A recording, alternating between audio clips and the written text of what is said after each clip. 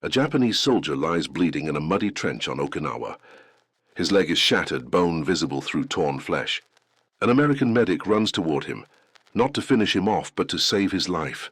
The soldier reaches for a grenade hidden in his uniform, ready to take them both out. The medic sees it, knows what's coming, but doesn't stop. He keeps moving forward, medical kit in hand, speaking words the Japanese soldier doesn't understand, but somehow recognizes. The grenade stays hidden. The soldier lets himself be treated. 3 hours later, that same medic will die treating another wounded enemy combatant who didn't hesitate to detonate his grenade.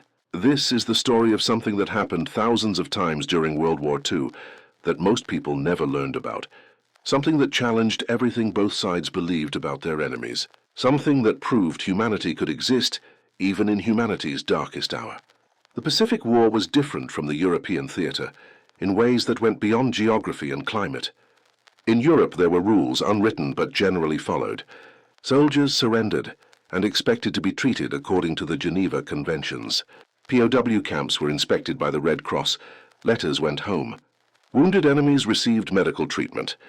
It wasn't perfect, war never is, but there was a framework of civilization trying to persist through the chaos.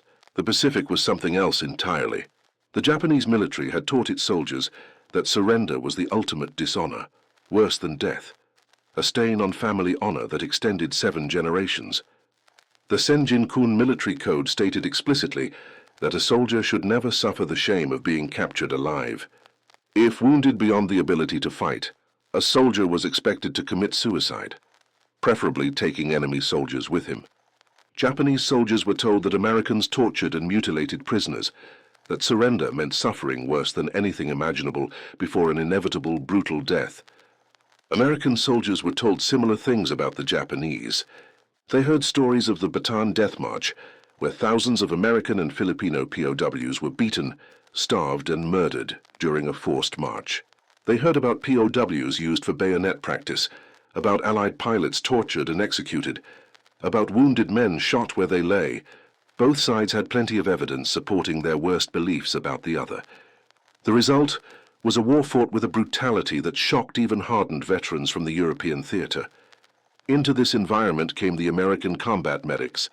These were men, mostly between 18 and 25 years old, who volunteered or were assigned to save lives on battlefields where death was the primary product.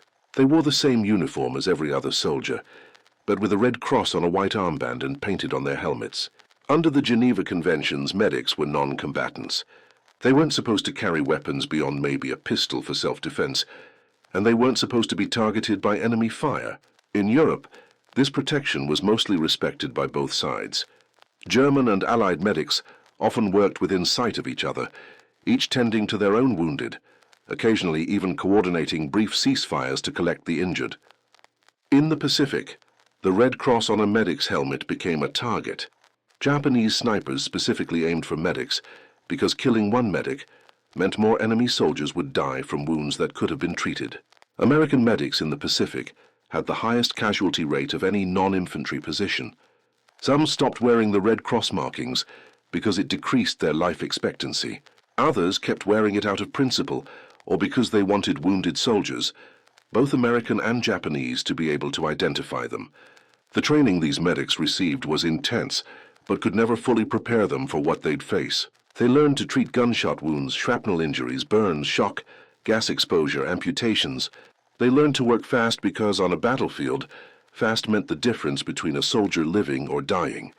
They learned triage, the brutal calculus of deciding who gets treated first based not on who's hurt worst, but on who has the best chance of survival if treated immediately. They learned to function while people were shooting at them, while explosions went off around them, while their friends died in their arms. What they didn't learn in training, what couldn't be taught in a classroom or even a field exercise, was what to do when they found a wounded enemy soldier. The manual didn't cover it.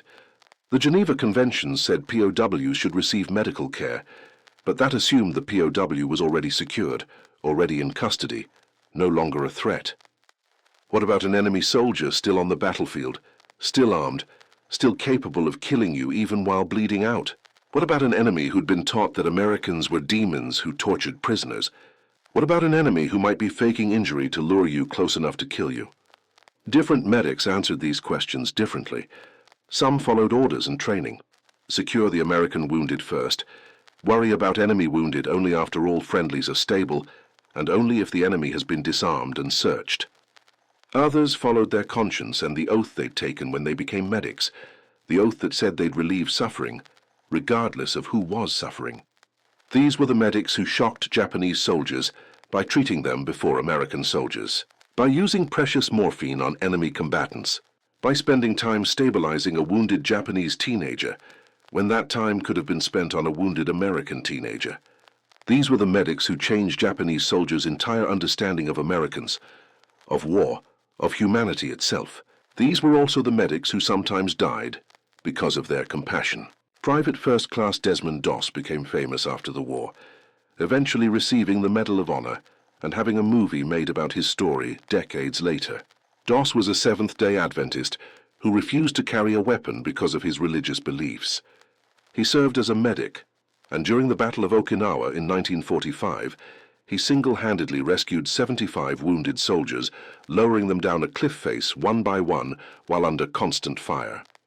What's less known is that several of those 75 men were Japanese soldiers. Doss treated them the same as American soldiers, gave them water, morphine, bandaged their wounds, lowered them to safety. Some of the Japanese soldiers he saved tried to kill him during treatment. He treated them anyway. After the war, several of those Japanese soldiers searched for years to find Doss and thank him, to tell him that his actions had made them question everything they'd been taught about Americans, about honor, about what it meant to be human in war. But Doss wasn't unique. Thousands of American medics made similar choices every day, most of them never receiving recognition, many of them dying because they stopped to help an enemy soldier. The records are incomplete because battlefield medicine isn't carefully documented when people are trying to kill you. But from the accounts that survive, from Japanese POW interrogation reports, from post-war interviews, we know this happened constantly. Japanese soldiers were genuinely shocked, confused, sometimes suspicious when American medics treated them. It violated everything they'd been taught. Americans were supposed to be barbaric, savage, less than human. Yet here they were, these young American men, using their limited supplies to stop an enemy soldier from bleeding out, speaking gently even though they knew the wounded man couldn't understand English, sometimes dying in the attempt. The cognitive dissonance was overwhelming for Japanese soldiers who'd been indoctrinated since childhood to view Americans as demons. One interrogation report from 1944 records a Japanese sergeant captured on Saipan describing his capture. He'd been badly wounded by shrapnel, unable to walk, hiding in a cave, expecting to die. American soldiers found him. He reached for his pistol, ready for his final act. An American medic pushed past the armed soldiers and knelt beside him. The sergeant in the report says he couldn't understand why the medic wasn't afraid, why he turned his back on a wounded enemy to open his medical kit, why he touched the sergeant's wounds gently, almost carefully, when he could have just shot him and moved on. The medic spent 30 minutes treating him, used sulfur powder to prevent infection, morphine for pain, bandaged the wounds properly. When the sergeant was stable, other American soldiers carried him on a stretcher to an aid station, where a doctor, also American, operated on him for 3 hours. The sergeant survived, spent the rest of the war in a POW camp in Hawaii, where he reported he was treated better than he'd ever been treated in the Japanese army. After the war, he tried to find that medic to thank him. He never did. The medic had been killed 2 days after treating the sergeant, shot by a Japanese sniper, while treating another wounded American soldier. These stories repeated across every island, every battle, every engagement in the Pacific. At Iwo Jima, Navy Corpsman John Bradley, who would later be photographed helping raise the flag on Mount Suribachi, spent 5 days not just treating American Marines, but also Japanese soldiers who'd been left behind in captured positions. Bradley used morphine on them, which was strictly rationed, meaning every syringe used on a Japanese soldier was one less available for a Marine. He did it anyway. When questioned about it later, Bradley said he didn't think about whether the wounded man was American or Japanese. He just saw someone in pain who he could help, so he did. Simple as that. Except it wasn't simple at all, because Bradley was making that decision while under fire, while exhausted beyond anything civilians can imagine, while watching his friends die around him. The easy choice, the logical choice, would have been to save his supplies and energy for Americans only. Bradley chose differently. At Peleliu, which had some of the worst fighting in the Pacific, a medic named Robert Bush encountered a wounded Japanese officer in a bunker. The officer had a pistol. Bush saw it. The officer saw that Bush saw it. They stared at each other for what Bush later described as the longest 5 seconds of his life. Then Bush said in English the officer couldn't understand, "I'm a medic. I'm going to help you. Don't shoot me." He approached slowly, hands visible, medical kit held out in front of him. The officer didn't shoot. Bush treated a sucking chest wound, probably saving the officer's life. As Bush was finishing, the officer said something in Japanese, then carefully, slowly handed Bush his pistol. Bush took it, set it aside, finished the bandaging, and called for stretcher bearers. The officer survived, was interrogated, provided valuable intelligence about Japanese defensive positions. After the war, that officer became a businessman in Tokyo. He kept Bush's unit patch, which Bush had given him at the aid station, framed in his office until he died in 1987. His son found it after his death, found letters his father had written but never sent trying to locate Bush, trying to say thank you for treating him like a human being, when he expected to be treated like vermin. The son eventually found Bush in 1990. They met. Bush was 70 years old by then.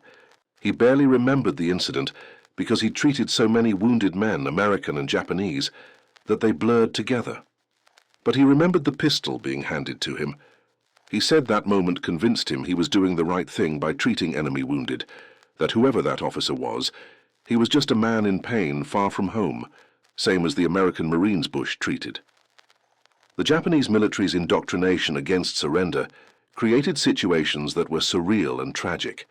Soldiers would hide for days or weeks after their unit had been destroyed, slowly starving, dying from untreated wounds, rather than surrender. When American patrols found them, the soldiers would sometimes try to fight with no ammunition, using rocks or sticks, forcing Americans to kill them. Medics hated this. They'd find a Japanese soldier who was clearly dying from an infected wound, a wound that could have been easily treated a week earlier, and the soldier would try to kill the medic with his bare hands rather than accept help. Some medics started learning basic Japanese phrases. Kusuri, medicine, tasukeru, help. Sometimes it worked. A medic would approach a wounded Japanese soldier, hold up bandages, say kusuri tasukeru, and the soldier would let himself be treated. Sometimes it didn't work and the medic died trying. But enough medics kept trying that word spread among Japanese troops that American medics could be trusted, that the Red Cross actually meant what it was supposed to mean. There's a documented case from Okinawa of a Japanese aid station that was overrun by American forces. The Americans expected to find wounded Japanese soldiers who'd fight to the death. Instead, they found about 30 wounded men, some very badly injured, being tended by 2 Japanese medics who immediately surrendered, something almost unheard of. Through an interpreter, one of the medics explained that they'd heard from other Japanese soldiers that American medics treated everyone, that wounded prisoners received medical care. They chose to believe it and surrender rather than follow orders to kill their patients and themselves. The American unit commander called up Navy corpsmen who treated all 30 wounded Japanese soldiers, saving about 20 of them.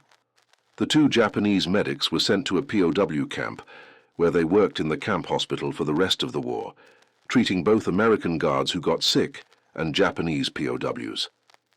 After the war, both stayed in Hawaii, became American citizens, worked as physicians' assistants. One of them, in an interview in 1982, said the decision to surrender was the hardest of his life because it went against everything he'd been taught. But seeing American medics actually keep their wounded enemies alive convinced him that everything he'd been taught was lies.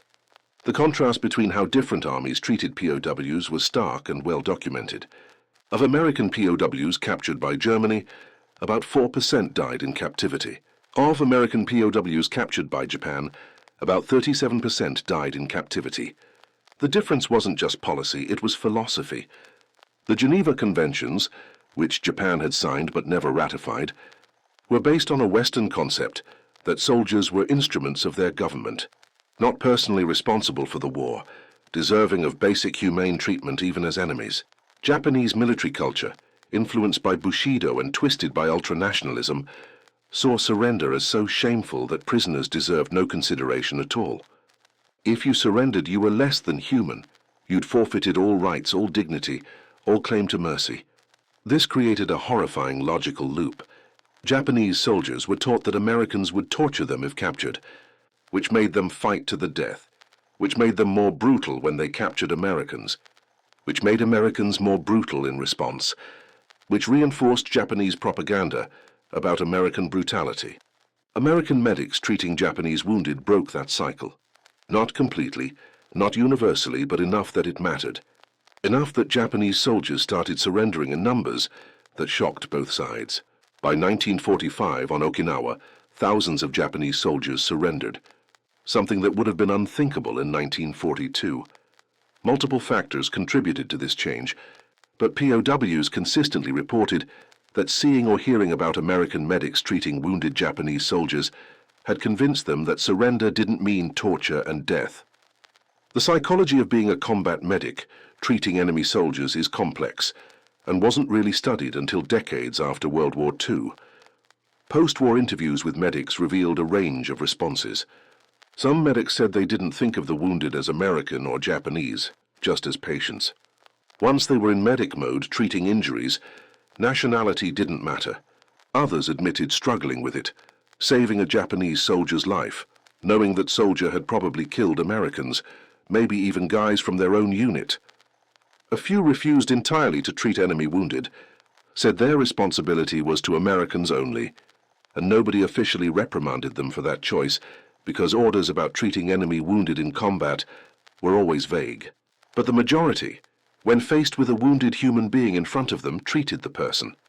They made that choice knowing it might cost them, knowing some people back home would call them traitors for wasting supplies on the enemy, knowing the soldier they saved might kill Americans again if he recovered.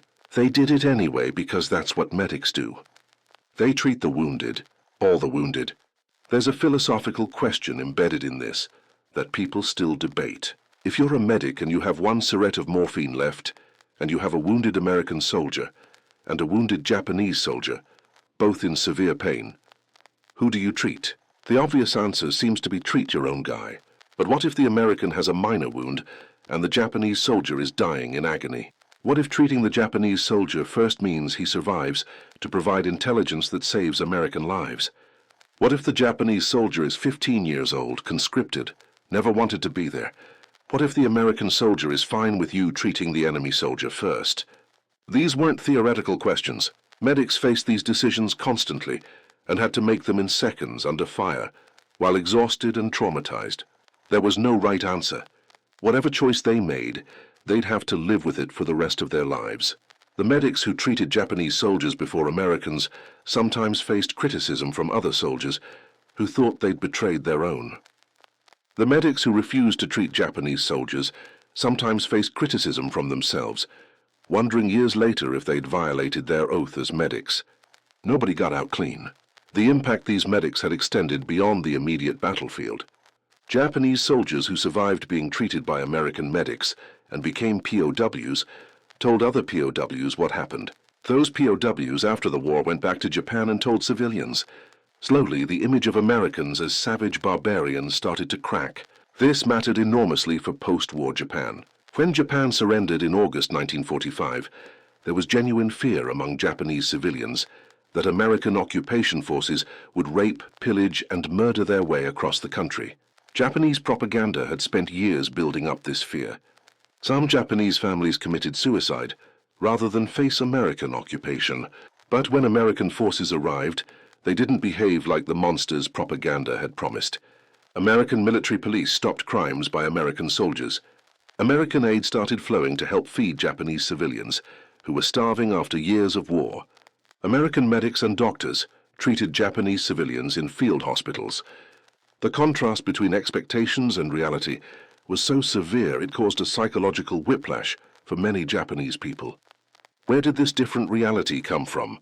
Partly from American POWs in Japan telling stories about how they'd been treated, and wanting Japan to see that Americans were different, partly from Japanese POWs returning from American camps and spreading word that the camps were actually livable, that the food was adequate, that sick prisoners received medical care, and partly from the stories that had circulated during the war itself about American medics treating Japanese wounded, stories that seemed too incredible to believe but turned out to be true. This laid groundwork for the surprisingly successful American occupation of Japan and the transformation of Japan from enemy to ally. It didn't happen because of medics alone, but the medics' actions contributed to a perception that Americans, despite winning the war, weren't there to destroy Japan, but to rebuild it. The actual mechanics of treating a wounded enemy soldier on a battlefield are worth understanding, because they demonstrate the practical risks medics took. First, you have to approach the wounded enemy, which means exposing yourself to potential gunfire from that soldier or from other enemy soldiers nearby. The red cross on your helmet is supposed to protect you, but often made you a target.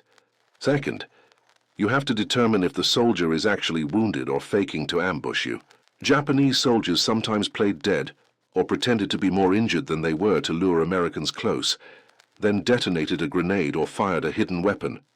Medics learned to be cautious, approaching from angles that made it harder for the soldier to attack them, watching the soldier's hands and eyes for signs of deception.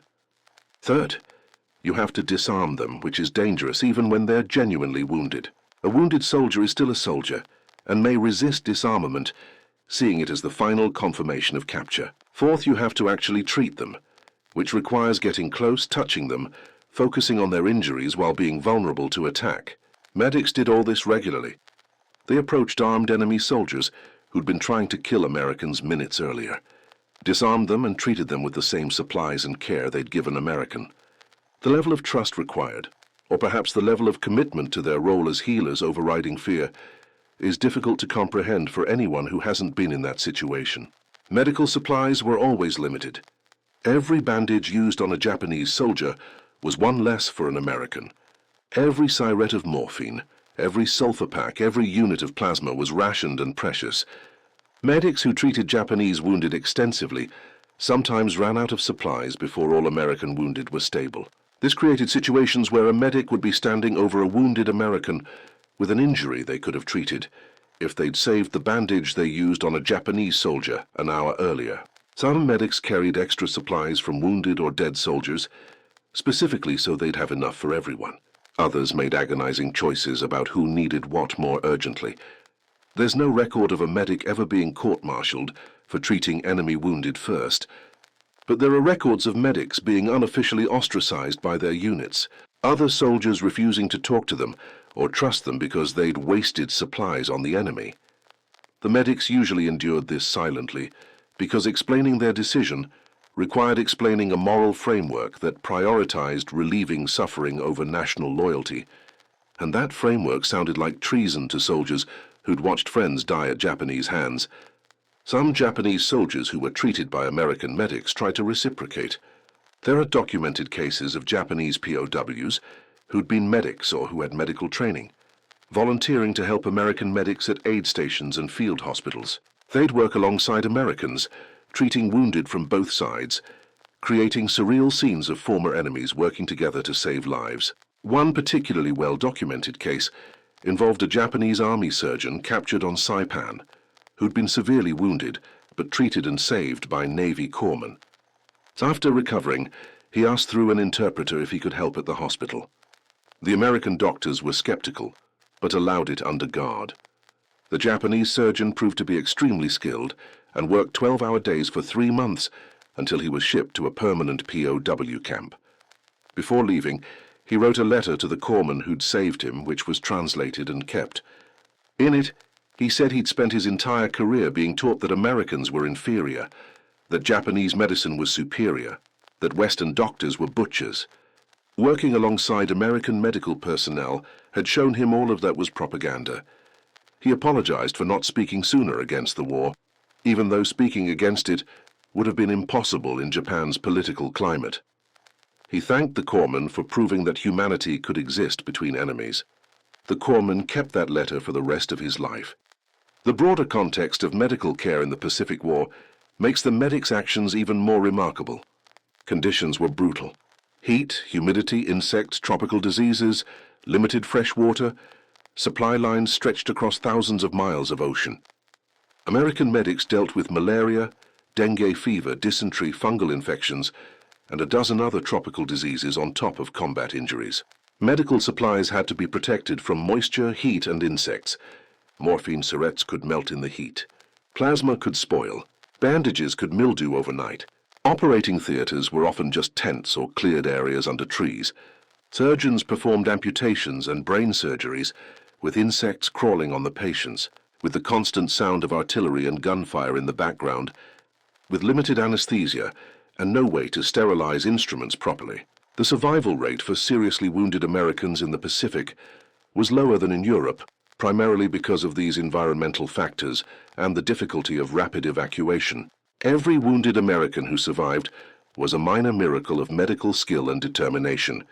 Every wounded Japanese soldier who survived after being treated by Americans was the same miracle extended to someone who hours earlier had been trying to kill the people saving him. The Japanese military's approach to medical care for its own soldiers was shockingly poor compared to American standards, which made Japanese soldiers' reactions to American medical treatment even more dramatic. Japanese army medics had minimal training and almost no supplies.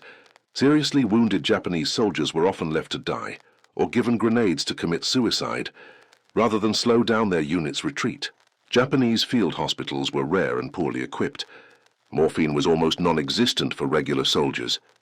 Wounded Japanese soldiers who couldn't walk were frequently killed by their own officers rather than left behind to potentially be captured. This was presented as mercy, preventing them from the shame of capture, but it was also pragmatic brutality. When Japanese soldiers who'd experienced this system were suddenly treated by American medics who had actual pain relief, proper bandages, antibiotics, and who treated wounds carefully rather than just slapping on a dirty rag, the contrast was overwhelming. Some Japanese POWs reported that being treated by American medics was the first time in years they'd been treated like human beings rather than expendable tools. This wasn't just propaganda or POWs saying what they thought Americans wanted to hear. The reports were consistent across thousands of prisoners, across all years of the war, across all theaters of the Pacific. American medics treated them better than their own military had. Let me tell you about something specific that happened on Okinawa that illustrates all of this perfectly. It's April 1945. The battle has been raging for weeks, and a Navy corpsman named Robert DeGeus is working at an aid station near the front lines. A group of Marines brings in 3 wounded men, 2 Marines and 1 Japanese soldier. The Japanese soldier is in the worst shape, massive shrapnel wounds across his back and legs, bleeding heavily. DeGeus triages them and starts working on the Japanese soldier first because he's dying fastest. One of the Marine escorts, a corporal, starts yelling at DeGeus, saying he's a traitor, asking if he's Japanese himself. That's why he's treating the enemy first. DeGeus ignores him, keeps working. The corporal escalates, physically grabs DeGeus's shoulder, tries to pull him away from the Japanese soldier. Another Marine, one of the wounded ones, the one DeGeus had triaged as stable and able to wait, tells the corporal to back off. The corporal argues that the medic should treat Americans first. The wounded Marine says, and this is recorded in DeGeus's memoir written 40 years later, he's treating who needs it most. That's his job. It's also why we trust him. If I'm the one dying worst, I want him working on me, not someone else just because they got shot second. Let him work. The corporal backed down. DeGeus stabilized the Japanese soldier, then treated the 2 Marines, both of whom survived. The Japanese soldier also survived, was evacuated to a hospital ship, recovered, spent the rest of the war in a POW camp. DeGeus never learned his name or what happened to him after the war. But DeGeus said that moment, that wounded Marine defending his decision to treat the enemy first, that was when he knew he was doing the right thing. That the Marines he served with understood what being a medic meant. Not every story ended well. Medics died treating enemy wounded. They died because they were ambushed by wounded soldiers who weren't as injured as they appeared. They died because stopping to treat a wounded enemy exposed them to gunfire from other enemy soldiers. They died because treating someone takes time and attention, and battlefields are chaotic places where not paying attention to your surroundings gets you killed. The exact numbers are impossible to calculate because battlefield reports didn't distinguish between medics killed while treating Americans versus medics killed while treating Japanese soldiers. But personal accounts, memoirs, and unit histories contain enough examples that it clearly happened regularly. Each death was a tragedy, an act of compassion punished by violence, a medic trying to do the right thing and dying for it. These deaths also complicated the moral calculus for other medics. If you treat an enemy soldier and die in the attempt, that's your choice, your sacrifice. But if you treat an enemy soldier, use up supplies doing it, and then don't have what you need to save an American soldier later, is that still noble? What if the American soldier who dies is the one who was defending you while you worked on the enemy? These questions haunted medics who survived the war. Some came to regret treating enemy wounded, felt they'd been naive or idealistic in ways that cost American lives. The others maintained they'd done the right thing, that being a medic meant treating everyone, that abandoning that principle even in war meant abandoning their humanity. Both positions are defensible. War doesn't offer clean moral answers. The Japanese soldiers' shock at being treated went beyond just the medical care itself. It was how they were treated. American medics and the soldiers around them generally didn't abuse Japanese prisoners. There was no systematic torture, no beatings, no deliberate humiliation. Prisoners were searched and disarmed, then treated if wounded, given water if thirsty, fed if hungry. This was radically different from how Japanese military treated prisoners, as Allied POWs could testify. The cognitive dissonance for Japanese soldiers was immense. They'd been taught that Americans were barbaric demons. They'd been shown propaganda depicting Americans as apes and monsters. They'd been told surrender meant torture and death, and then they surrendered, or were captured wounded. And instead of torture, they got a medic who used his limited morphine to ease their pain, who bandaged their wounds carefully, who spoke to them gently even though neither understood the other's language. Some Japanese soldiers literally couldn't process this. There are interrogation reports describing Japanese POWs who seemed to be in psychological shock, not from their injuries, but from the treatment they received, unable to reconcile their indoctrination with their actual experience. It broke something in them, but also opened something, a possibility that everything they'd been taught was lies, that maybe the war they'd been fighting was built on propaganda and hatred rather than truth.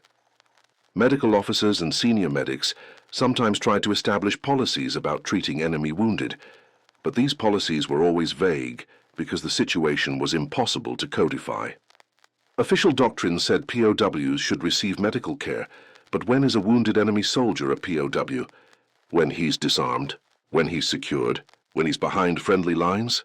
What about a wounded soldier still on the battlefield who might not even realize he's being captured because he's delirious from pain and blood loss? Different units and different commanders had different practical approaches. Some explicitly ordered their medics to prioritize American wounded and only treat enemy wounded.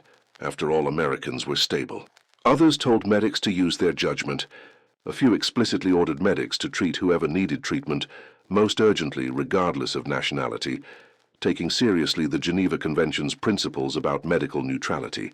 These different approaches existed simultaneously across the Pacific, sometimes even within the same division.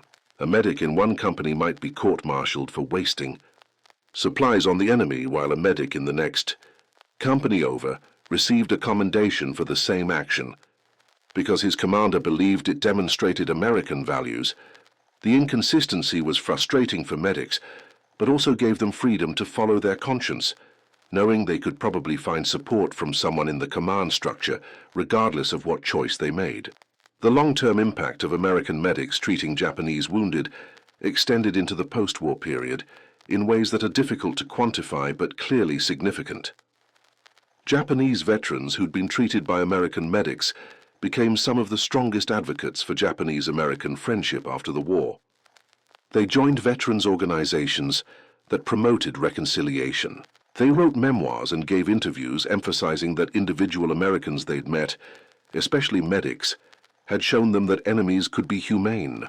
They taught their children and grandchildren that prejudice and hatred were dangerous, that propaganda distorts reality, that even in war humanity can persist.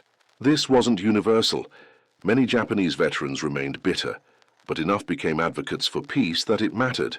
Similarly, American veterans who'd served as medics and treated Japanese wounded often became advocates for reconciliation.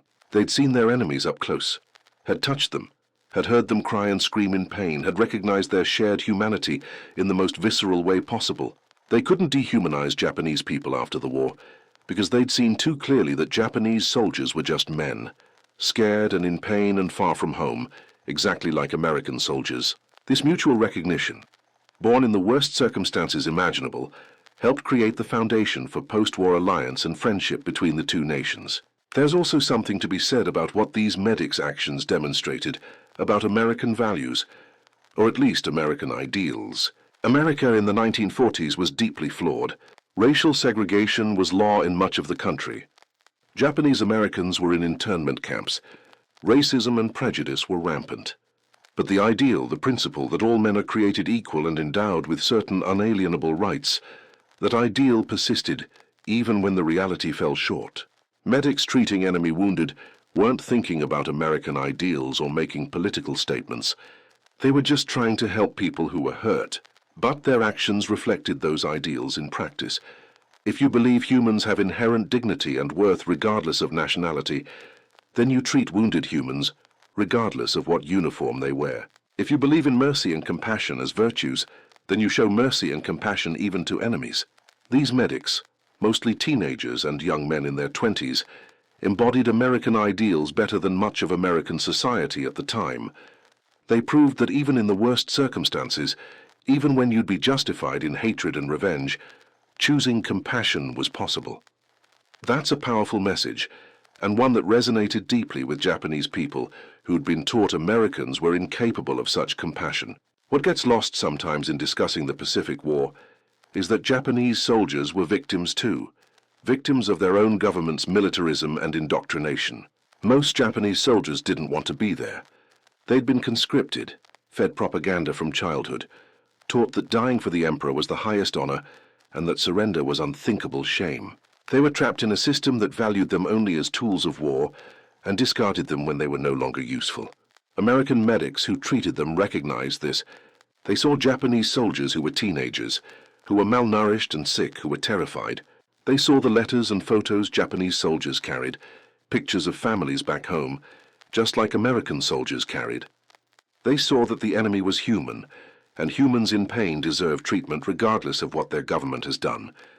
This recognition didn't erase the horror of what Japanese military forces had done to Allied prisoners and to civilians in occupied territories. The rape of Nanking, the Bataan Death March, the Burma Railway, Unit 731's experiments, all of that happened and was unforgivable. But individual Japanese soldiers weren't necessarily responsible for those atrocities, and even those who were still deserved medical treatment if wounded, because denying medical care as punishment would make the Americans no better than the Japanese military they were fighting against. The technology and techniques medics used in World War II were relatively primitive by modern standards, but represented a huge advancement over World War I. Sulfur drugs, introduced in the late 1930s, were the first effective antibiotics and reduced deaths from infected wounds dramatically. Plasma for treating shock and blood loss could be stored and transported. Unlike whole blood, morphine syrettes, small tubes with needles attached, allowed quick pain relief in field conditions. These innovations saved thousands of lives.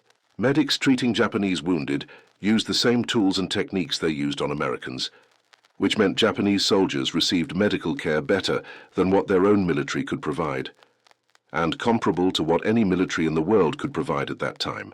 This wasn't charity, it was medics doing their job with the tools available, but the impact was the same. Japanese soldiers who would have died from infected wounds or shock or uncontrolled pain survived because American medics treated them with American supplies using American medical knowledge. This created a debt, emotional and moral, that many Japanese veterans felt for the rest of their lives. The stress of being a combat medic in the Pacific was immense and lifelong. These men, boys really, most of them under 25, saw things that no human should see. They held friends while they died. They treated wounds so horrific that describing them in detail would be unbearable. They made decisions about who lived and who died. They worked until they collapsed from exhaustion, then got up and worked more. And they did all this without weapons, or at least without the same weapons as infantry, meaning they couldn't fight back when attacked. They could only try to save the wounded, while chaos exploded around them. The psychological cost was enormous. PTSD wasn't recognized as a diagnosis until decades after World War II, but combat medics clearly suffered from it. Post-war, many struggled with alcoholism, depression, nightmares, inability to form relationships. Some committed suicide years after the war ended. The act of treating enemy wounded added another layer of psychological complexity. Medics who'd saved Japanese soldiers sometimes dreamed about those soldiers, wondered who they were, what happened to them, if they went home to families or died later in the war. Medics who'd refused to treat Japanese soldiers sometimes felt guilt decades later, wondering if they'd made the right choice, if their refusal had violated their oath as healers. There was no winning, no clean resolution. War damages everyone it touches, and medics were touched by it as intimately as anyone. Let me tell you about the documentation we have of these events, because it's important to understand these aren't just stories or legends, but verified historical facts. Military after-action reports sometimes mentioned medics treating enemy wounded, usually in passing.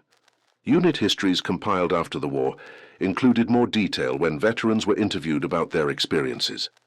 Japanese POW interrogation reports, thousands of them now declassified, consistently mention being treated by American medics and express shock or gratitude about it. Post-war memoirs from both American medics and Japanese veterans describe these encounters from both perspectives. Academic historians researching the Pacific War have found documentary evidence across all these sources, confirming that American medics routinely treated wounded Japanese soldiers, often at personal risk, and that this treatment significantly impacted Japanese soldiers' perceptions of Americans. This isn't propaganda or myth-making. It happened frequently, and it mattered. The contrast with how other nations treated enemy wounded is instructive. The Germans and Soviets on the Eastern Front generally killed enemy wounded or left them to die, with some exceptions. The Western Front in Europe had better treatment of wounded enemies, but still nothing like the consistency shown by American medics in the Pacific. British and Commonwealth forces in Asia generally followed similar principles as Americans, treating enemy wounded when practical, though the historical record suggests Americans were particularly consistent about it. Part of this was American medical training, emphasizing the Hippocratic Oath and the principle of treating all patients equally. Part of it was American cultural values about fair play and mercy to the defeated. Part of it was practical recognition that well-treated POWs provided better intelligence, and that word spreading about humane treatment encouraged surrenders. And part of it was simply individual medics making individual moral choices to do what they thought was right. Whatever the mix of motivations, the result was the same. Thousands of Japanese soldiers who expected to die received medical care that saved their lives. There were failures too. Japanese soldiers who wanted to surrender but were killed before they could.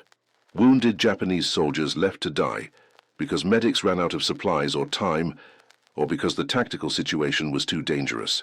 Japanese soldiers who were treated but died anyway because their wounds were too severe.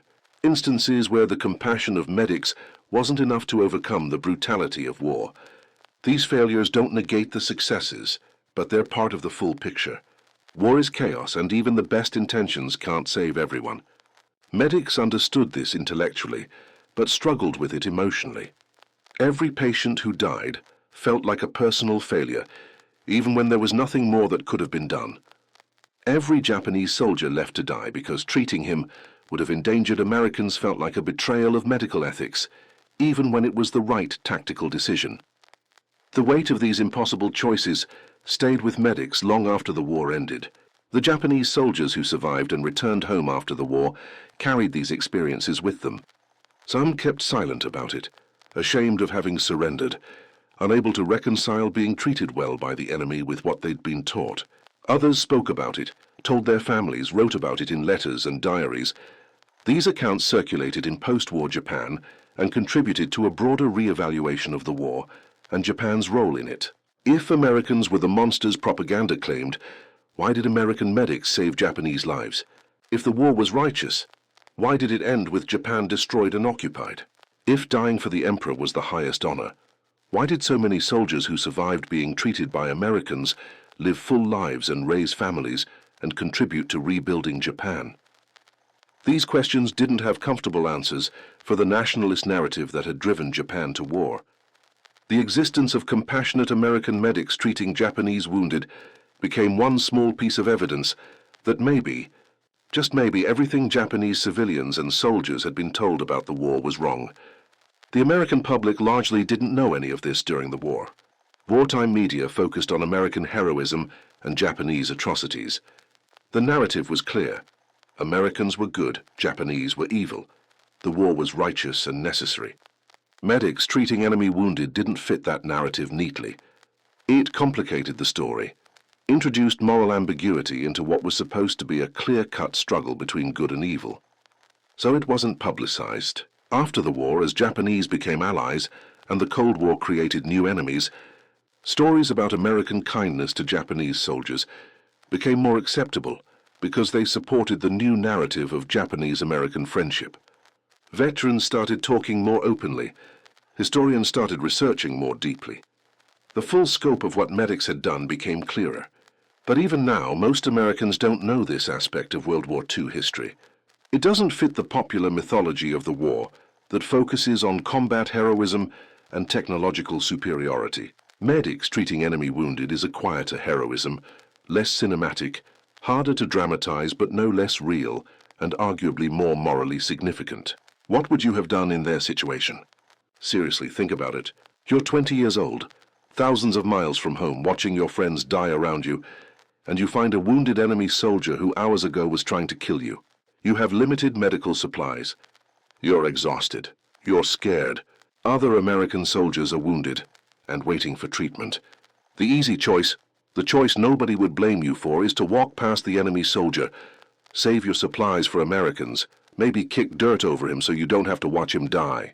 But you're a medic. You took an oath. You trained to save lives. And here's a life you could save. What do? There's no right answer.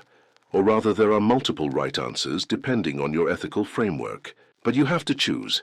And you have to choose now, and you'll live with that choice forever. American medics chose again and again to treat the wounded regardless of uniform. That choice wasn't weakness or naivety. It was strength. The hardest kind of strength, the strength to be merciful when you'd be justified in being merciless, the strength to see humanity in your enemy. Some final thoughts on what this all means. War brings out the worst in humanity, the capacity for violence and cruelty and hatred.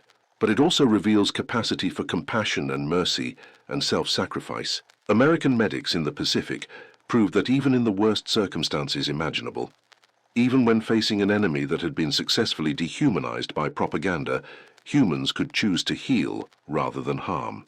Japanese soldiers proved that even after years of indoctrination, teaching them that Americans were demons, they could recognize kindness when shown it and let it change them.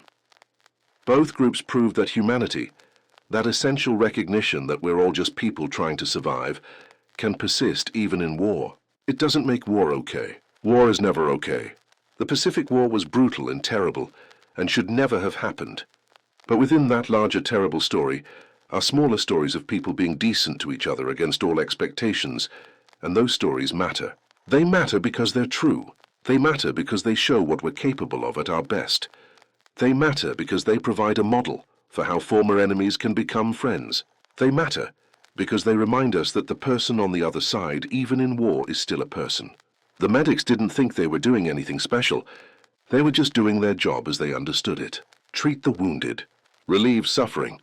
Save who you can. The fact that doing their job required incredible courage and compassion, that it sometimes cost them their lives, that it changed the course of history in small but meaningful ways, all of that was secondary to the immediate task of stopping someone from bleeding out. That humility, that focus on the work rather than the recognition, is part of what made them heroes. Real heroism is usually quiet. It's doing the right thing when nobody's watching, or when everyone's watching but telling you to do something else. It's holding to your principles when it would be easier and safer to abandon them. American medics in the Pacific were heroes, not because they killed the enemy, but because they saved the enemy. They were heroes because they proved that mercy is possible even in war, that compassion can coexist with combat, that humanity can survive humanity's worst impulses. If you want to understand World War II, really understand it, beyond just the battles and strategies and politics, you have to understand stories like this. You have to understand that wars are fought by individual people making individual choices. And those choices matter.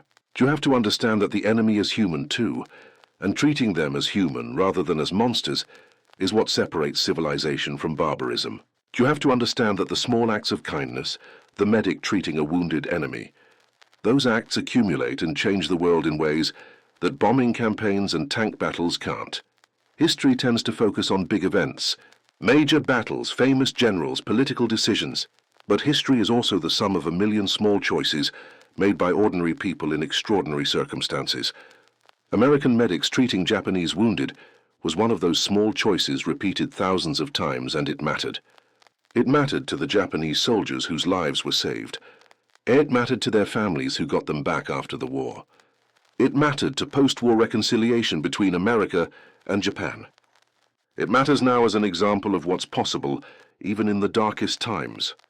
The Japanese POWs who were shocked when American medics treated their wounds before Allied soldiers learned something that should be obvious, but often isn't, that their enemies were human beings who could show compassion even while fighting a war. The American medics who made that choice, who treated enemy wounded knowing the cost and doing it anyway, taught us something too. They taught us that our principles mean nothing if we only follow them when it's convenient. That mercy is most important when it's hardest to show. That the true test of character is how we treat people who can't benefit us and might even harm us. These lessons didn't end when World War II ended. They're still relevant now, maybe more relevant than ever in a world that seems increasingly divided into us and them, friend and enemy, people who matter and people who don't. The medics proved that everyone matters, that suffering is suffering regardless of who's suffering, that our obligation to help others doesn't end at national boundaries or uniform differences. So here we are, 80 years later, and these stories still resonate because they touch something fundamental about what it means to be human. We want to believe we'd be brave in crisis. We want to believe we'd do the right thing even when it costs us. We want to believe compassion would win out over hatred. The medics proved it's possible. They did it. They were brave. They did the right thing. They chose compassion. They weren't special people with superhuman abilities. They were regular guys, teenagers and young men who found themselves in an impossible situation and rose to it, which means we could too. That's the real lesson here. Heroism isn't reserved for exceptional people. It's available to anyone willing to make the hard choice when the moment comes. The medics made that choice. Every single day of the war they made that choice. And the world is better because they did. If these stories moved you, if they made you think differently about war or humanity or what people are capable of in the worst circumstances, share them. These medics didn't get parades or medals for treating enemy wounded. Most died in obscurity. Their stories deserve to be remembered, not because we should glorify war, but because we should honor the people who found ways to be decent humans even in war's chaos. Subscribe if you want more history that goes deeper than just battles and dates. History about real people, making real choices that mattered. And remember, next time you're tempted to dehumanize someone you disagree with or consider an enemy, that even in World War II, when the stakes were literally life and death and hatred was justified and encouraged, people still found ways to recognize each other's humanity. If medics could treat wounded enemies who'd been trying to kill them an hour earlier, we can probably manage to treat people with basic decency in our comparatively comfortable lives. The legacy of these medics lives on in ways both tangible and intangible. Tangibly, there are museums with exhibits about combat medics in World War II, memorials dedicated to Navy corpsmen and Army medics who died saving lives, oral history archives preserving their stories before all the veterans pass away. The Medal of Honor was awarded to several medics during the Pacific War, including some who died treating wounded soldiers regardless of nationality. These physical remembrances matter because they ensure future generations know what these men did. Intangibly, the legacy lives in the values these medics embodied and passed down. Many became doctors, nurses, and medical professionals after the war, bringing the lessons they learned about treating everyone with dignity into civilian medicine.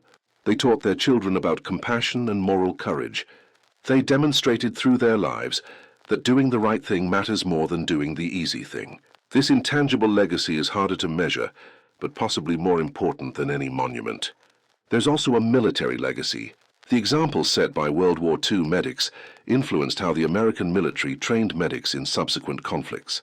Korea, Vietnam, Iraq, Afghanistan, every war and conflict since World War II, American combat medics have been taught that their job is to treat the wounded, period.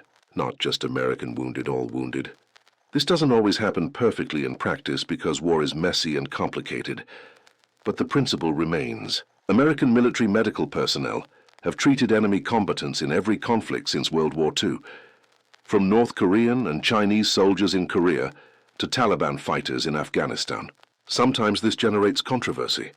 Americans questioning why medical resources are being wasted on enemies, but the military maintains the policy because it's the right thing to do morally, and because it has practical benefits for intelligence gathering and for demonstrating American values. That policy traces directly back to the examples set by medics in the Pacific, who treated Japanese wounded, even when it cost them. The individual stories are what make this history real. Like the story of Eugene Sledge, a Marine who fought at Peleliu and Okinawa, and later wrote one of the best memoirs of the Pacific War. Sledge described watching a Navy corpsman treat a wounded Japanese soldier with the same care he'd give a Marine, using precious plasma and morphine on someone who'd been trying to kill them that morning. Sledge admitted he felt anger at first, felt the corpsman was wasting resources, but then he watched the Japanese soldier, who was delirious with pain and fear, calmed down as the morphine took effect, watched him look at the corpsman with what Sledge described as confused gratitude, and something shifted in Sledge's understanding. He wrote that in that moment he realized the Japanese soldier was just a man, probably conscripted, probably missing his family, probably wishing he was anywhere but there. Sledge said it didn't make him stop hating the Japanese military, or stop wanting to win the war, but it made him see Japanese soldiers differently. They were the enemy, but they were human enemies, and that distinction mattered. Sledge credited that corpsman with teaching him a lesson about humanity that stayed with him for life. Or the story of Robert Leckie, another Marine who wrote extensively about his Pacific War experiences. Leckie described an incident where his unit captured a Japanese position and found several wounded Japanese soldiers who'd been left behind. The Marines wanted to leave them, said they'd slow down the advance. A corpsman argued they should at least stabilize the wounded before moving on. An argument broke out. Finally, the company commander decided to let the corpsman do his job and ordered the unit to hold position for 30 minutes while the wounded Japanese were treated. The corpsman and 2 assistants worked quickly, bandaging the worst wounds, giving water, making the soldiers as comfortable as possible given the limited time and supplies. Then the Marines moved on, leaving the wounded Japanese for their own people to hopefully find. Leckie wrote that the 30-minute delay probably saved those Japanese soldiers' lives, and definitely didn't hurt the Marines' tactical position.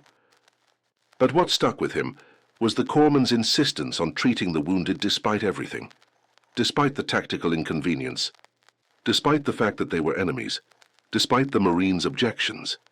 Leckie wrote that the corpsman never questioned his duty, never debated whether he should help. He just helped because that's what medics do. Leckie said he learned more about moral courage from that corpsman than from all the chaplains and officers who'd given speeches about fighting for freedom and democracy. The corpsmen and medics themselves rarely talked about this stuff after the war. When they did, they downplayed it. They'd say things like, "I was just doing my job," or anybody would have done the same, even though obviously not everybody did do the same. This humility is characteristic of combat veterans generally, and medics specifically. They didn't see themselves as special. They saw themselves as people who'd been put in a terrible situation and tried to do their best. The fact that their best involved extraordinary courage and compassion, that's just how they were wired. They couldn't not treat a wounded person in front of them. Their training and their values and their basic human decency all aligned to make treating the wounded, all wounded, the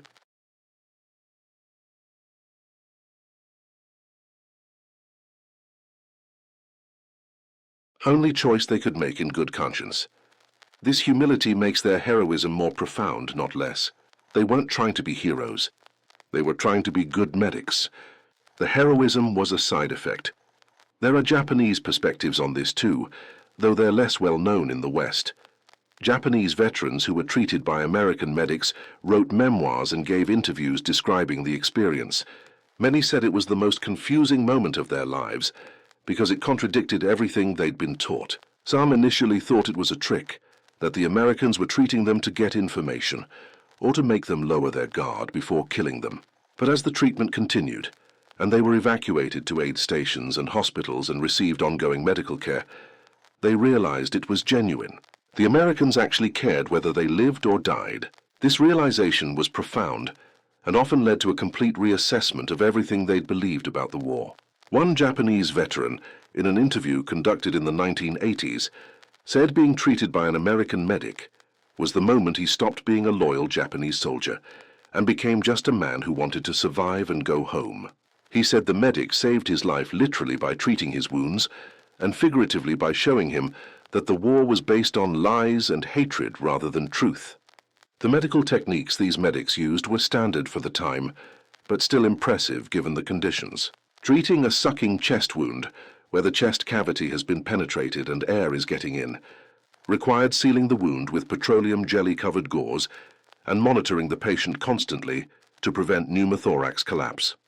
Treating traumatic amputations required stopping the bleeding with tourniquets or pressure bandages, preventing shock with plasma if available, preventing infection with sulfur powder, and getting the patient to a surgeon as quickly as possible. Treating burns common from flamethrowers and explosions required cleaning the burned area if possible, applying tannic acid or other burn treatments, preventing shock and infection, and managing pain. Treating abdominal wounds, probably the worst kind because they almost always led to infection before antibiotics became widely available, required stabilizing the patient and getting them to surgery within hours or they'd die. Medics did all this in conditions that would be unthinkable in civilian medicine. Under fire, in mud or sand, with limited light, with limited supplies, with limited time, with the patient and sometimes the medic himself under constant threat of death. That they succeeded as often as they did is remarkable. That they did it for enemy soldiers as well as American soldiers shows a level of professional dedication and moral commitment that deserves recognition.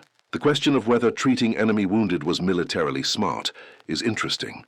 On one hand, every enemy soldier saved is potentially an enemy soldier who returns to combat and kills Americans. On the other hand, well-treated POWs provide valuable intelligence, and word spreading that Americans treat wounded and prisoners well encourages surrenders, which saves American lives. The military calculated that the benefits outweighed the risks. Japanese soldiers who'd been wounded, treated by Americans and recovered, rarely returned to combat because they were kept in POW camps until the war ended. Those soldiers provided intelligence about Japanese defensive positions, troop strengths, morale, supply situations. That intelligence saved American lives. Additionally, as the war progressed and more Japanese soldiers surrendered rather than fight to the death, American casualties decreased.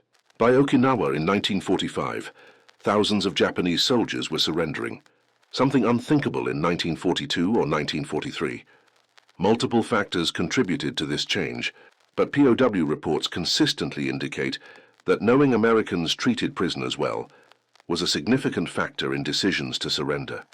So yes, medics treating Japanese wounded was militarily smart as well as morally right. It's rare in war that moral and practical considerations align so clearly, but in this case they did. Let's talk about the broader implications for how we think about enemies and warfare. Modern warfare tries to maintain some distinction between combatants and non-combatants, between legitimate military targets and civilians, between acceptable and unacceptable conduct, even in war. These distinctions are codified in the Geneva Conventions and other international laws, but they only work if both sides respect them, and they only matter if individuals on the ground choose to follow them, even when it's difficult or dangerous. American medics in the Pacific chose to follow the principle that wounded people deserve medical care, regardless of which side they fought for. This choice upheld the laws of war, and the concept that even in war there are moral limits. If Americans had routinely killed Japanese wounded or denied them medical care, it would have been harder to condemn Japan for mistreating Allied POWs because both sides would have been violating the same principles. By maintaining higher standards, Americans held the moral high ground. This mattered during the war for morale and propaganda purposes, and mattered after the war for establishing that Japan was the aggressor guilty of war crimes, while America was the liberator that fought by the rules. Of course, America wasn't perfect. There were instances of American soldiers killing Japanese prisoners or wounded. There were atrocities committed by American forces, though nothing on the scale or systematic nature of Japanese atrocities. The point isn't that Americans were always good and Japanese were always bad. The point is that American medics, as a group and as individuals, generally tried to uphold moral standards even when it would have been easier not to. They treated the wounded because it was the right thing to do, because their training and values demanded it, because they saw suffering and wanted to relieve it. This consistency, this commitment to principles even in the worst circumstances, is what makes their actions worthy of remembrance and respect. The emotional impact on the medics themselves is hard to overstate. Imagine treating someone who was trying to kill you an hour ago. Imagine looking into their eyes, seeing their fear and pain, recognizing their humanity while also knowing they're your enemy. Imagine saving their life and then watching them be taken away as a prisoner while you move on to the next battle. Imagine wondering if they survived the war, if they went home to families, if they remembered you. Imagine carrying those questions for decades with no answers. Many medics struggled with these emotional complexities. Some found it easier to not think of wounded soldiers as individuals, to just treat the injury and not engage with the person. Others couldn't help but see the person and carried the weight of every life they saved or failed to save. There's no right way to handle that burden. Different medics coped differently, but all of them carried it. Think about what it took for Japanese soldiers to accept treatment from Americans. They'd been taught their entire military careers that Americans were barbaric, that surrender was shameful, that dying for the emperor was glorious. To accept medical treatment meant admitting they'd surrendered, admitting they'd failed in their duty, accepting help from people they'd been taught to hate and fear. For some Japanese soldiers, this was impossible. They refused treatment, tried to fight even while badly wounded, forced Americans to kill them or let them die. For others, pain and survival instinct overwhelmed ideology. They let themselves be treated. This required immense psychological flexibility, the ability to abandon beliefs they'd held for years in favor of immediate reality. The Americans treating them weren't demons. They were young men with medical kits trying to help. Accepting this reality meant admitting everything they'd been taught was wrong. Some Japanese soldiers made that mental leap quickly. Others struggled with it for years after the war. But the fact that American medics gave them the opportunity to survive and reconsider their beliefs, that matters. It changed individual lives and contributed to broader social changes in post-war Japan. There's also something to be said about the universal language of medicine. Medics and wounded soldiers often couldn't verbally communicate because of language barriers. But the language of medical care is fairly universal. A medic approaching with bandages and morphine, speaking softly, moving carefully. These signals are recognized across cultures. A wounded soldier in pain crying out, bleeding. These signals are also universal. So communication happened despite language barriers. Medics would say, "You're going to be okay" in English, and the tone conveyed meaning even if the words didn't. Japanese soldiers would say "itai," painful in Japanese, and medics would understand and administer morphine. This nonverbal communication created moments of connection that transcended the war, moments where two humans recognized each other's humanity through the simple act of one helping the other. These moments were brief, often lasting only minutes before the medic moved on to the next patient. But they were real and they mattered to both people involved. The legacy of World War II medics extends into modern military medicine, humanitarian work, and medical ethics. The principle that medical care should be provided based on need rather than identity, that suffering is suffering regardless of who's suffering. This principle guides modern humanitarian organizations. Doctors Without Borders, the Red Cross, Red Crescent, and other organizations that provide medical care in conflict. Zones operate on principles that were demonstrated practically by World War II medics. Treat everyone. Relieve suffering wherever you find it. Medical neutrality isn't weakness, it's strength. These aren't just abstract principles. They're practical guidelines that save lives and maintain humanity in inhumane situations. World War II medics proved these principles could work even in the worst war in human history. If they could treat enemy combatants in the Pacific, modern medical personnel can treat anyone anywhere. The example they set continues to inspire and guide medical professionals working in conflict zones today. We should also acknowledge the medics who died doing this. Exact numbers are impossible, because records don't differentiate between medics killed while treating Americans versus medics killed while treating Japanese soldiers. But we know it happened regularly. Every medic killed while treating an enemy soldier was a tragedy and a sacrifice. They died trying to relieve suffering. They died following their principles and their training. They died doing what they believed was right. Some were killed by the soldiers they were trying to treat. Some were killed by other enemy soldiers who targeted them because they were medics. Some were killed by random artillery or gunfire. Wrong place, wrong time. However they died as heroes. Not because killing enemies makes you a hero, but because maintaining your humanity and your principles in war, that's true heroism. The Japanese soldiers who were treated and survived carried their experiences with them for the rest of their lives. Many became businessmen, teachers, farmers, fathers, grandfathers in post-war Japan. They raised children who grew up in peace and prosperity, who became part of the Japanese economic miracle, who never experienced war. Those children and grandchildren exist because an American medic chose to treat their father or grandfather instead of leaving him to die. That's a ripple effect extending across generations. One medic's decision to spend 15 minutes treating a wounded enemy soldier resulted in an entire family line continuing. Multiply that across thousands of similar decisions, and you get thousands of families, tens of thousands of people alive today who wouldn't exist if American medics hadn't treated Japanese wounded. This is a legacy more profound than any monument. Similarly, American medics who survived the war, who lived decades longer, processing what they'd experienced, who taught their children and grandchildren about compassion and moral courage, they created ripples too. Their example influenced how their descendants think about enemies and warfare, and human dignity. Multiple generations of Americans learned from these medics that even in war, even facing people trying to kill you, you can choose mercy over vengeance, healing over harm. This lesson didn't prevent all future conflicts, or make America's subsequent wars more humane automatically, but it provided a moral template that persists in American military culture and American society broadly.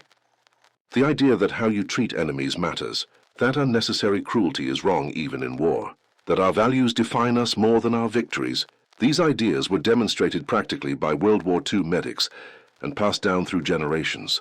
Let me tell you one final story that encapsulates all of this. In 1985, 40 years after the war ended, a Japanese man in his 60s visited the United States. He'd been trying for years to locate an American medic who'd saved his life on Okinawa. He didn't know the medic's name, didn't have any clear identifying information beyond physical description and the approximate date and location. But he'd been searching anyway, writing letters to veteran organizations, checking records, following every lead. Finally, through a combination of luck and persistence, he found him. The medic was living in Ohio, was in his 70s, had been a pharmacist after the war, had a wife and children and grandchildren, had lived a quiet, normal life. The Japanese man traveled to Ohio and knocked on his door. The medic answered, didn't recognize him at first because 40 years had passed and he'd treated hundreds of wounded men. The Japanese man explained who he was, what had happened on Okinawa, how the medic had treated his shattered leg and saved his life. The medic remembered then, not the specific man, but the incident, one of many similar incidents during the battle. They sat and talked for hours. The Japanese man explained that being treated by that medic had changed his life, had made him question everything he'd believed about Americans and about the war, had led him to become a teacher after the war, and to teach his students about the danger of propaganda and hatred. He'd taught thousands of students over his career, always using his experience being treated by an American medic as an example of how individuals can maintain humanity even in war. He'd come to America to say thank you. The medic was embarrassed, said he'd just been doing his job, nothing special. The Japanese man insisted it was special, that it mattered. that it had affected not just his own life, but the lives of thousands of his students who learned from his story. They stayed in contact until the medic died in 1994. At the funeral, the Japanese man was there, traveled from Japan to Ohio to pay respects to the American who'd saved his life and changed his understanding of humanity. That story, multiplied across thousands of similar incidents, is the real legacy of American medics treating Japanese wounded in World War II. It's not just about medical care or battlefield tactics. It's about human connection in the most unlikely circumstances, about maintaining moral principles when it would be easier to abandon them, about proving that compassion can exist even in war. These medics, these teenagers and young men, thrust into impossible situations, showed us what we're capable of at our best. They showed us that the categories we use to divide ourselves, American and Japanese, friend and enemy, us and them, those categories are real, but they're not ultimate. Underneath them is something more fundamental. We're all human, we all suffer. We all deserve basic compassion and dignity. The medics understood this instinctively and acted on it constantly, even when it cost them. We should remember them. We should honor them. We should try to live up to the example they set. And maybe, just maybe, we should ask ourselves what modern divisions we're clinging to that future generations will look back on and wonder how we could have been so blind. The same way we now look back and wonder how people could have dehumanized each other enough to fight World War II in the first place. The medics didn't solve that problem, didn't end war or hatred or human tendency to create enemies, but they provided a counterexample, proof that even in the worst war in history, individuals could choose differently. That's worth remembering. That's worth learning from. That's why this story matters. Click here to watch more stories about humanity in war, about moral courage in impossible circumstances, about people who did the right thing when nobody would have blamed them for doing the easy thing.